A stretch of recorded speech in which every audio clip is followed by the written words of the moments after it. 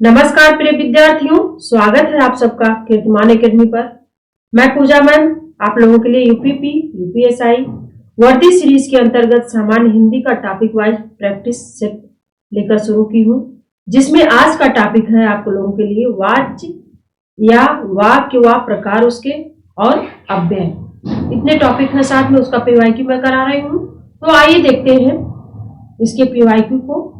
ये रहा आपके सामने पहला प्रश्न, वाच्य व वाक्य व प्रकार उसके। तो पहला प्रश्न आप लोगों के सामने है, देखिए, निम्नलिखित में से भाववाच्य का उदाहरण कौन सा है। इसमें भाववाच्य का उदाहरण आपको खोजना है। विकल्प में अब चला जाए, रवि आम चूसता है, मोहिनी पत्र लिखती है, या फिर शीला से खाया नहीं जाता। इसमें भाववाचक क्रिया का आंसर देना है आपको। इसमें शीला से खाया नहीं जाता, इसमें भाववाचक क्रिया है, इसलिए विकल्प डी आंसर इसका सही होगा। आइए देखते हैं अगला प्रश्न। पुस्तक पढ़ी जाती है में कौन सा वाच्य है। पुस्तक पढ़ी जाती है, इसमें कौन सा वाच्य है। कर्तृवाच्य है, कर्मवाच्य है, भाववाच्य है, या फिर क्रियावाच्य है। पुस्तक पढ़ी जाती है इसमें है कर्मवाच्य, यानी विकल्प बी आंसर इसका सही होगा। कौन सा? विकल्प बी आंसर इसका सही है। आइए देखते हैं अगला प्रश्न। वाच्य के कितने प्रकार हैं, ये बताना है आपको। वाच्य के कितने प्रकार हैं? 3, 4, 1 या फिर कोई प्रकार नहीं। आप लोगों को पता हो तो बताइए कमेंट करके। वाच्य के 3 प्रकार होते हैं, वो कौन कौन से हैं मैं बता देती हूँ। कर्तृवाच्य, कर्मवाच्य और भाववाच्य। तो थोड़ा सा मैं उदाहरण से इसको समझा देती हूँ, कर्त, कर्म और भाववाच्य। इसमें है कर्तृवाच्य में जो वाक्य प्रयोग कैसे होता है पहचानने में आसानी होगी। कर्तृवाच्य में होता है राम पुस्तक पढ़ता है, और जब कर्मवाच्य में होगा वही सेंटेंस तो पुस्तक सीमा द्वारा पढ़ी गई, यानी से और द्वारा उसमें प्रधानता होगी, इसलिए वो कर्मवाच्य होगा। भाववाच्य में क्या होता है? मुझसे चला नहीं जाता, यह भाववाच्य क्रिया का रूप है। चलिए अगला प्रश्न देखते हैं। कर्मवाच्य में प्रधान होता है क्या? कर्ता प्रधान होता है, भाव प्रधान होता है, विचार प्रधान होता है, या फिर कर्म प्रधान होता है। तो कर्मवाच्य में प्रधान होता है कर्म, यानी विकल्प डी आंसर इसका सही होगा। इसमें जैसे होता है कर्ता की प्रधानता कर्मवाच्य में तथा भाव की प्रधानता भाववाच्य में होती है। आइए देखते हैं अगला प्रश्न। मैं खाता हूं, कर्मवाच्य का रूप क्या होगा? मैं खाता हूं का अगर इसमें कर्मवाच्य में बदलते हैं इस सेंटेंस को, तो इसमें कर्मवाच्य रूप कौन सा होगा? मुझसे खाया जाता था, या फिर मेरे से खाया जाता है, या फिर मुझसे खाया नहीं जाता है, या फिर मुझसे खाया जाता है। तो जब मैं खाता हूं इसको कर्मवाच्य में परिवर्तित करेंगे हम, तो मुझसे खाया जाता है, यानी विकल्प डी आंसर इसका सही होगा। आइए देखते हैं अगले प्रश्न को। निम्नलिखित प्रश्न में 4 विकल्पों में से उस सही विकल्प का चयन करें जो निर्देशानुसार वाक्य परिवर्तन वाला सही विकल्प है। तो वाक्य दिया गया, पिताजी पत्र पढ़ रहे हैं, इसको कर्मवाच्य में परिवर्तित करना है। इसमें जब पिताजी पत्र पढ़ रहे हैं, जब कर्मवाच्य में हम इसको परिवर्तित करेंगे तो पत्र पिताजी द्वारा पढ़ा गया, या फिर पिताजी ने पत्र पढ़ा, या फिर पिताजी से पत्र पढ़ा जा रहा है, या फिर पिताजी पत्र पढ़ रहे हैं। जब कर्मवाच्य में होगा तो इसका कौन सा रूप होगा? इसमें होगा पत्र पिताजी द्वारा पढ़ा गया, यानी विकल्प ए आंसर इसका सही होगा। इसमें जब से और द्वारा चिन्ह लग जाए तो कारक चिन्ह का प्रयोग हो जाता है, तो इसमें हो जाता है कर्मवाच्य। आइए देखते हैं अगला प्रश्न। ये रहा आपके सामने। निम्नलिखित प्रश्न में 4 विकल्पों में से उस सही विकल्प का चयन करें जो निर्देशानुसार वाक्य परिवर्तन वाला सही विकल्प है। तो वाक्य इसमें हाथी ने केला खाया, इसका कर्मवाच्य जब बनाएंगे वाक्य को तो क्या होगा? हाथी केला खाता है, या फिर हाथी केला खा लिया, या फिर हाथी द्वारा केला खाया गया, या फिर हाथी केला खाया। तो अभी मैं पीछे कर्मवाच्य बता के आई हूं, आप लोग बताइए कमेंट करके इसमें क्या होगा। तो कर्मवाच्य बनाना है तो इसमें हाथी द्वारा केला खाया गया है, यानी विकल्प सी आंसर इसका सही होगा। आइए चलते हैं अगला प्रश्न देखते हैं। निम्नलिखित प्रश्न में 4 विकल्पों में से उस सही विकल्प का चयन करें जो बताता है कि क्रिया भूतकाल से शुरू होकर अभी अभी समाप्त हुई हो। इसमें किस काल का प्रयोग हुआ है? जो अभी अभी क्रिया समाप्त हुई जाए, यानी कोई काम हम भूतकाल से शुरू किए लेकिन अभी अभी समाप्त किए, तो वह किस काल में समाप्त हुई ये आपको बताना है। सामान्य भूतकाल में, आसन्न भूतकाल में, अपूर्ण भूतकाल में या फिर पूर्ण भूतकाल में। जब क्रिया अभी अभी समाप्त हुई है तो आसन्न भूतकाल कहा जाता है उसको, यानी विकल्प बी आंसर इसका सही होगा। विकल्प बी। अगला प्रश्न है आपके सामने, पंछी पानी पीते हैं, इसका कर्मवाच्य रूप क्या होगा? अभी पीछे में बताएं, कर्मवाच्य ही बताना इसका। कर्मवाच्य इसका क्या होगा? पंछी पानी पीते हैं। तो देखते हैं विकल्प में, पानी पंछियों से पिए जाते हैं, पानी पंछी से पिया जाता है, या फिर पंछियों से पानी पिया जाता है, या फिर पंछियों से पानी पी जाती है। तो जब इसमें कर्मवाच्य रूप होगा इसका, तो पंछियों से पानी पिया जाता है, यानी इसमें करण कारक का प्रयोग हुआ है से द्वारा, तो से शब्द लगा है इसलिए ये कर्मवाच्य हो गया, यानी विकल्प सी आंसर इसका सही है। इसमें कर्म की प्रधानता होती है। आइए देखते हैं अगला टॉपिक है आपका अव्यय। अव्यय के पीवाईक्यू को देखते हैं। ये रहा इसका प्रश्न, वह काम नहीं करता वाक्य में अव्यय पद है, यानी इसमें से जो शब्द दिए गए इसमें कौन सा अव्यय है? वह काम नहीं या फिर करता, तो वह काम नहीं करता वाक्य में अव्यय पद है नहीं शब्द, यानी विकल्प सी आंसर इसका सही होगा। आइए देखते हैं अगला प्रश्न। ये रहा आपके सामने, निम्नलिखित प्रश्न में 4 विकल्पों में से उस सही विकल्प का चयन करें जो रेखांकित शब्दों का सही अव्यय का भेद हो। तो वाक्य दिया गया है, आज दिन भर वर्षा होती रही, तो दिन भर शब्द में अव्यय बताना है। दिन भर किस अव्यय का भेद है? क्रिया विशेषण अव्यय का भेद है, संबंध बोधक अव्यय का भेद है, समुच्चय बोधक अव्यय का भेद है, या फिर विस्मयादि बोधक अव्यय का भेद है।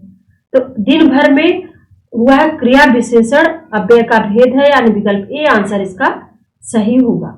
दिन भर यानी कालवाचक है, तो इसलिए क्रिया विशेषण का अव्यय है इसमें। आइए देखते हैं अगला प्रश्न, निम्न में से कौन सा क्रिया विशेषण का भेद नहीं है? इसमें से परिमाणवाचक, जातिवाचक, रीतिवाचक या फिर स्थानवाचक। इसमें क्रिया विशेषण का भेद जातिवाचक नहीं है, यानी विकल्प बी आंसर इसका सही। जातिवाचक क्या है? यह एक संज्ञा का प्रकार है और बाकी क्रिया विशेषण के प्रकार सब भेद है। आइए देखते हैं अगला प्रश्न, बारिश बहुत ज्यादा हो रही है, इस वाक्य में ज्यादा शब्द क्या है? संज्ञा है, क्रिया है, सर्वनाम है या फिर क्रिया विशेषण है? तो ज्यादा शब्द जुड़ा है इसलिए क्रिया विशेषण के अंतर्गत आएगा, यानी विकल्प डी आंसर इसका सही हो। यहाँ काम होने की बात हो रही है, क्रिया हो रही है, इसलिए विकल्प डी आंसर इसका सही होगा। आइए देखते हैं अगला प्रश्न। ये रहा आपके सामने, निम्नलिखित प्रश्न में 4 विकल्पों में से उस सही विकल्प का चयन करें जो निर्देशानुसार वाक्य परिवर्तन वाला सही विकल्प है। इसमें वाक्य है, राधा स्कूटी चला रही है, इसका भाववाच्य बताना है आपको। राधा से स्कूटी चलाई जाती है, राधा से स्कूटी चलती है, या फिर राधा स्कूटी चलाई,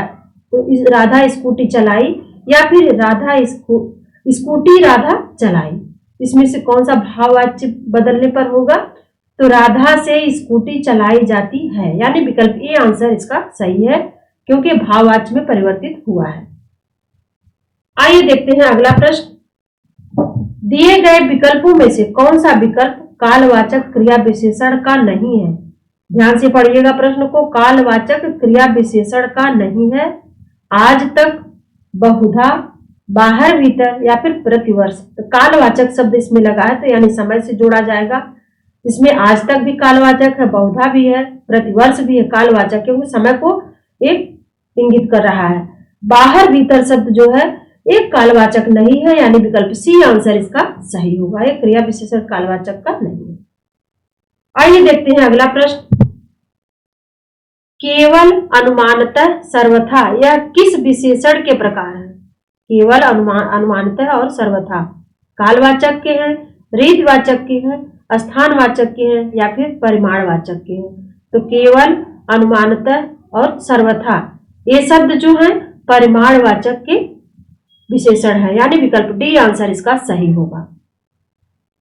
आइए देखते हैं अगले प्रश्न को। धावक तेज गति से दौड़ते हैं, वाक्य में तेज गति शब्द जो है क्रिया विशेषण का कौन सा भेद है? स्थानवाचक का है, परिमाणवाचक का है, कालवाचक का है या फिर रीतिवाचक का है? तेज गति है, इसमें तेज गति से जब बच्चा दौड़ेगा तो उसका परिणाम मिलेगा, इसलिए परिमाणवाचक ये होगा, यानी विकल्प बी आंसर इसका सही है। आइए देखते हैं अगला प्रश्न। मैं रोज पढ़ता हूँ, वाक्य में क्रिया विशेषण का कौन सा भेद है? मैं रोज पढ़ता हूँ, इस वाक्य में क्रिया विशेषण का कौन सा भेद है? स्थानवाचक क्रिया विशेषण है, रीतिवाचक क्रिया विशेषण है, कालवाचक क्रिया विशेषण है या फिर परिमाणवाचक क्रिया विशेषण है? मैं रोज, इससे पता चला समय को इंगित किया जा रहा है, यानी समय की तरफ इशारा हो रहा है, इसलिए कालवाचक क्रिया विशेषण होगा, यानी विकल्प सी आंसर इसका सही है। आइए देखते हैं अगला प्रश्न, ये रहा आपके सामने। माँ सुबह नाश्ता बनाती है, इसमें कौन सा क्रिया विशेषण है? कालवाचक है, स्थानवाचक है, परिमाणवाचक है या फिर रीतिवाचक है? माँ सुबह नाश्ता बनाती है, सुबह यानी समय से होगा, ये समय से, समय को काल भी कहा जाता है, यानी यह कालवाचक विशेषण क्रिया विशेषण है, यानी विकल्प ए आंसर इसका सही होगा। आइए देखते हैं अगला प्रश्न। रात को अचानक वर्षा होने लगी, इसमें क्रिया विशेषण का कौन सा भेद है? रात में अचानक वर्षा होने लगी, परिमाणवाचक क्रिया विशेषण है, स्थानवाचक क्रिया विशेषण है, कालवाचक क्रिया विशेषण है या फिर रीतिवाचक क्रिया विशेषण है? तो आपको अगर पता है तो बताइए इसको, इसमें किस कालवाचक का विशेषण का भेद है इसमें? तो इसमें है आपका कालवाचक क्रिया विशेषण का भेद है, यानी विकल्प सी आंसर इसका सही होगा। अगला प्रश्न है, जो शब्द क्रिया की विशेषता बताए वो क्या कहलाता है? क्रिया विशेषण, क्रिया रूप, क्रिया भेद या फिर प्रतिक्रिया? तो जो शब्द क्रिया की विशेषता बताए उसे हम क्रिया विशेषण कहते हैं, यानी विकल्प ए आंसर इसका सही होगा। आइए देखते हैं अगला प्रश्न। निम्नलिखित में से अव्यय कौन है? प्राचीन, मोटा, गरीब या फिर और? तो अव्यय शब्द इसमें और शब्द है, यानी विकल्प डी आंसर इसका सही होगा। अव्यय में होता क्या है? जिन शब्दों के रूप में लिंग, वचन, कारक आदि के कारण कोई परिवर्तन या विकार नहीं उत्पन्न होता, उनको हम अव्यय कहते हैं। जैसे कहां, और, अभी, जब, भी, धीरे धीरे, ये शब्द जो है ना अव्यय होते हैं, ये सब कभी परिवर्तित नहीं होते, ये बात ध्यान रखिएगा। आइए देखते हैं अगले प्रश्न को।